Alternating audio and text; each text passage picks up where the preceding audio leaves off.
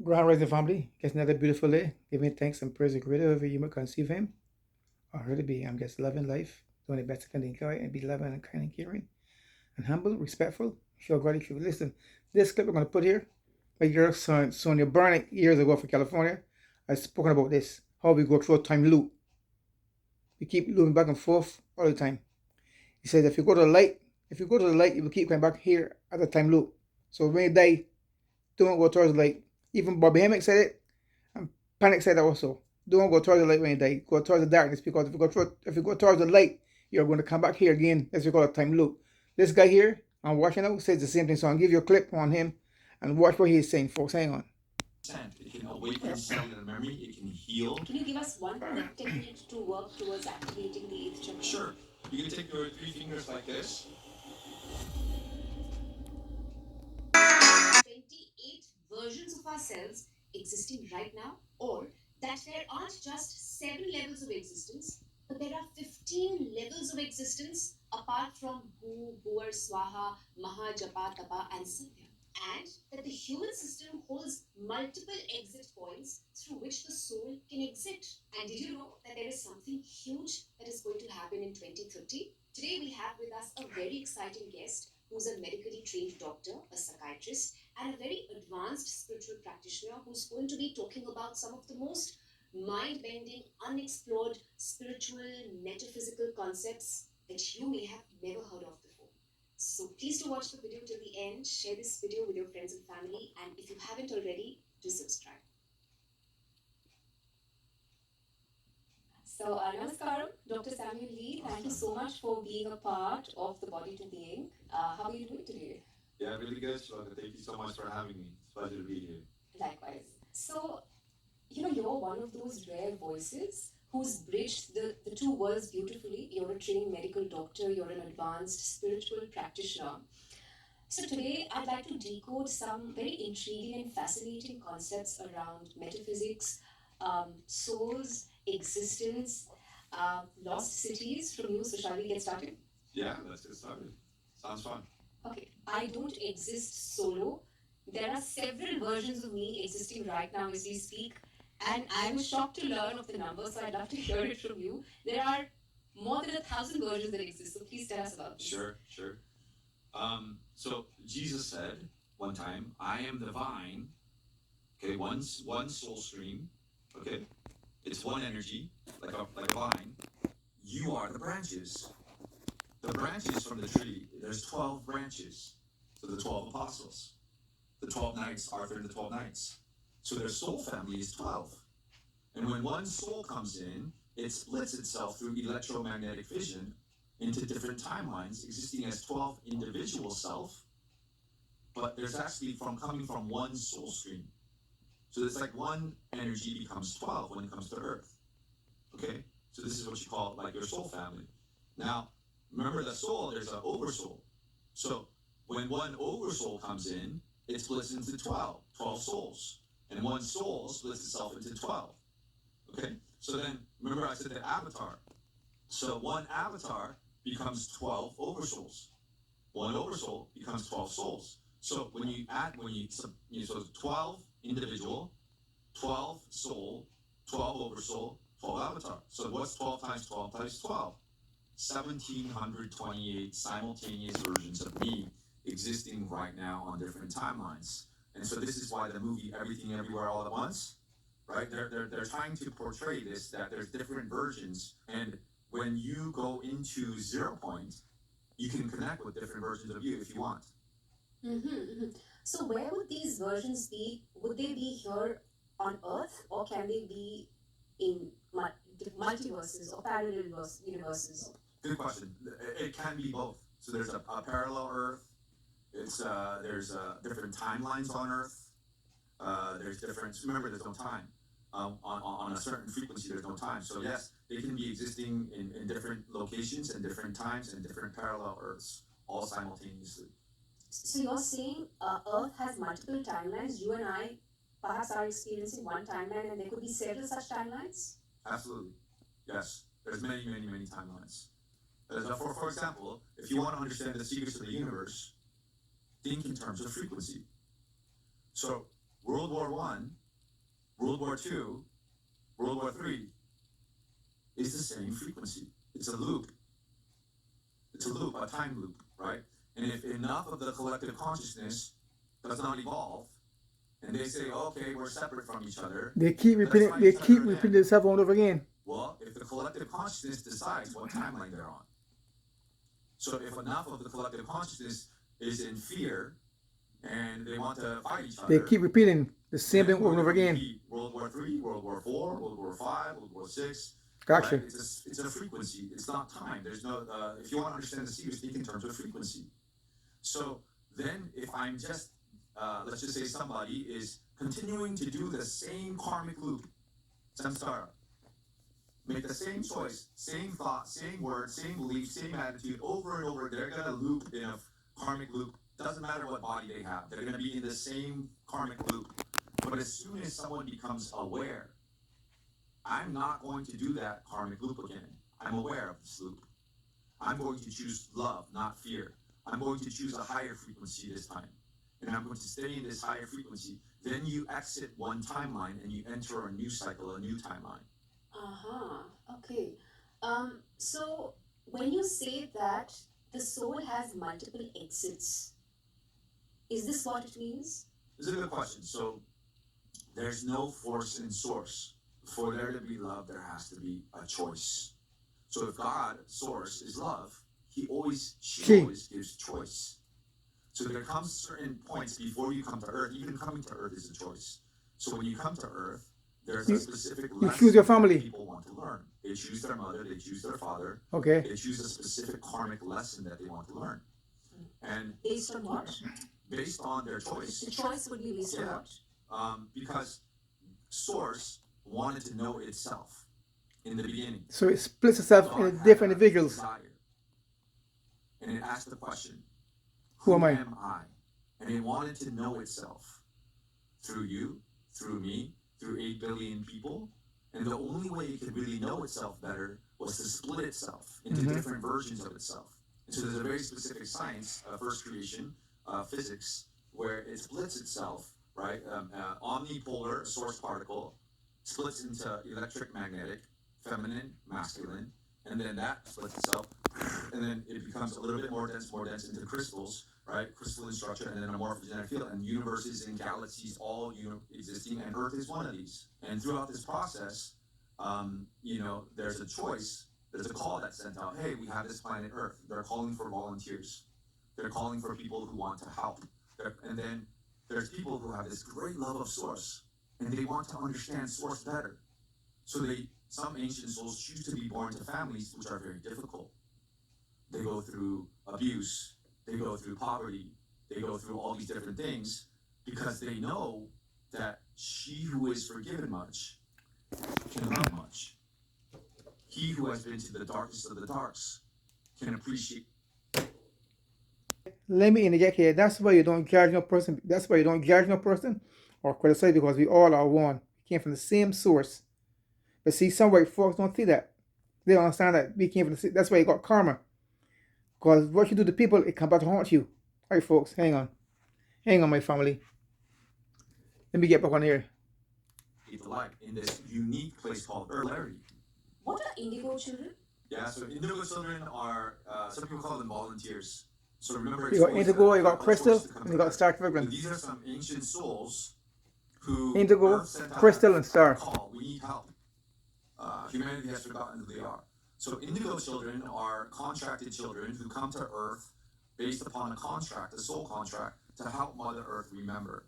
And so oftentimes as little children, they come in with their 4th, 5th, and 6th stranded DNA online, which means that they can remember every DNA strand is a frequency.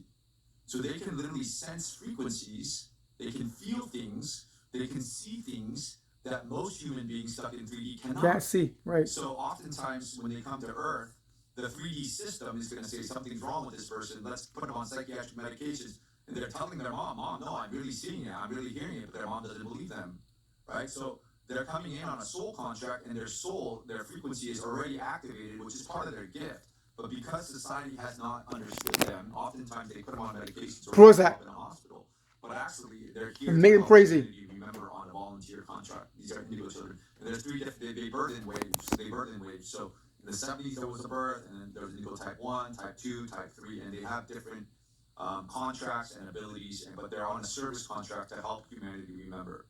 The kids who are born in today's day and age, would they be indigo children? Some of them are. So these days, there's a different wave, if you want to call it. Some are calling them rainbow children. Some are calling them crystal children. These days, the kids coming in these days, some of them are coming because the parents have done so much work, clearing the karma, right? Preparing the womb, preparing the vessel. That some very, very, very ancient souls, some of them have never even been born on Earth, are coming in now, and they're coming in to help. And you can tell when you look into some of these children's eyes, they're so clear. They remember everything. And at a very, remember, don't believe a word I say. Some of these kids, like 3, 4 years old, they're already drawing these ancient pictures. Like they have the memory with them already. So this is why I really believe the future for humanity is bright, because these children are coming in with codes and service contracts. And I believe it also. So That's why I say we have nothing to worry about. We have kids coming in to help us elevate to the higher dimension. So we have nothing to worry about for us. Just to be more loving and kind and giving and humble and respectful and no judgmental, no criticizing. Hang on, folks. I was looking through your page was 2030. Something big is going to be happening in 2030. What's really happening? Yeah. So in India, you guys know that there's cycles of time. So there's the Kali Yuga era, and in India, I think they say 25,000 something year cycles. Yep. Yeah, we got 4 of them. And so there's We're going to the year of Aquarius. One cycle, and you're entering into a new cycle. It's almost like there's 2 train tracks, which are literally polarization of frequencies about to split. You're splitting, yeah. And so, if you want to understand the secrets of the universe, think in terms of frequency and vibration. So the core frequency, or the Schumann resonance of Mother Earth, you can measure this, scientists, is increasing. So we're entering into a new era in eternal life wisdom. It's not 25,000 year cycles, it's 26,500 year cycles. So some people say we're exiting the age of Kali Yuga, and we're entering into a new age of Aquarius, which some people call the Golden Age. But there's no force in source. For there to be love, there has to be a choice. For true love to exist, there has to be a choice. If a big guy on a Harley Davidson motorcycle says to a little girl, if you don't do this, I'm going to do this, that's not love, that's fear. So everybody is now choosing from 2025 to 2030. Love, transparency, respect, unity, holarchy, where we're all equal. Or there's another track, a train going this way. And this train is about fear, hate, false evidence, jealousy, hierarchy, competition. And so all of these systems, which are not in alignment with the eternal law of one, which is in law with the eternal source law, is going to be exposed. And we see it happening right now. 5 companies own 90% of the medical system, the political system. And so as the frequency of Mother Earth increases, we're exiting the dark age, and people are going to have to choose once everything is in the light of transparency. Hang on, folks. That's like saying we have 4 Kali Yugas. You have the bronze, the silver, the iron. We're not leaving the iron age, you're going to the golden age. That's 4 Kali Yugas. And every what, 26,500 years, you got the change, the mega change. So you got 4 Kali Yugas. You got the bronze, the silver, the iron that we live in now. I'm going to the golden age. That's what we're talking about, folks. So, and like I said, folks, we have nothing to worry about. We have nothing to worry about. Just be loving. The key is here is loving. All right, folks, hang on. Hang on, my family. We're good. Be good. We all good. We good. And it does mean we're still going to be in the same, but the frequency will be completely different. And so the hologram. Hang on, folks. Let me back up. Life will. The medical system, the political system. And so as the frequency of Mother Earth increases, we're exiting the dark age. And people are going to have to choose once everything is in the light of transparency. In 30, right, there's going to be a polarization over the next 5 years, and people are going to start to choose. And it does mean we're still going to be in the same location, but the frequency will be completely different. Change. And so the hologram or your life will reflect the frequencies of the choices that we make. And this is going to, speed up. The trains are going to continue leaving on different tracks because time spirals, right? And so as we're exiting one time and we're exiting a new one, there's going to be people who choose to stay on the old train, and there's going to be people who choose to stay on Bashar, I said it years ago. The guy called Bashar. New systems. Dan Aykroyd, I said it years ago. There's 2 trains. Respect, So unity. be good though, be good. Is this what you call as a time split? You have these two sets of people who are leading different lives altogether with different sentiments and different principles. Absolutely. Maybe one is the light and the other is the dark, or positive and negative. Sure. I would more look at it as just like there is no negative or positive, good or bad. What I would say is different degrees of density, right? So everything is from source, everything is of source, but there will be people who continue to live in density, and there will be those people who choose to live in harmony. When you say density, can you break this down for me? Absolutely. So a lot of people refer to the word spirit, okay? But everything is frequency. So Tesla said, if you want to understand the secrets of the universe, think in terms of frequency, vibration. So spirit is an ether or gelesic radiation on the unmanifest side of creation, which densifies itself into the great avatars. They were able to, the liquid light version of themselves. And then it comes down, we'll talk about it later, the oversoul is actually a little bit more dense than the avatar. So the oversoul then becomes a soul, which is the light body, which is a carbon crystalline, less dense version. And then it becomes the human body. Dimension 3 is the mind, dimension 2 is the emotions, and dimension 1 is the physical body. And so spirit becomes more and more dense as it downsteps itself into consciousness, into a physical body. So on the 3D, third dimension, which most humans think that they're 3D, but actually there appears to be time on the 3D because it's so dense. But when you continue to go up higher and higher in frequency, there is a frequency where there is no time. Don't exist. Only consciousness moving through different densities.